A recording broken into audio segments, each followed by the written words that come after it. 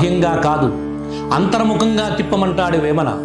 చూపులోన చూపు సూక్ష్మమై తెలియంగా, చూపులోన చూపు శుభ్రమాయే, చూపులోన చూపు సురవర గమ్యమో, విశ్వదాభిరామ వినురవేమా. ఆ లోన చూపు చూసినటువంటి వారు అమూల్యమైన ఆ యొక్క ఆత్మానందముతోటి తన్మయం పొందుతారు.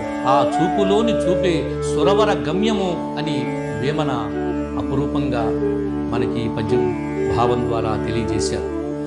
లోన చూడ చూడ లోకాభిరామంబు. ఈ బాహ్య ప్రపంచాన్ని చూసే కొంది అనేక రకమైన సమస్యలు వస్తుంటాయి, పోతుంటాయి, అన్ని చేస్తూ ఉంటాయి. అందుకనే చెప్తాడు, లోన చూడ చూడ లోకాభిరామంబు, వయలు చూడ చూడ బంధనంబు, తన్ను చూడ చూడ తన్ను చూడ చూడ తారక బ్రహ్మంగో, విశ్వదాభిరామ వినురవేమా.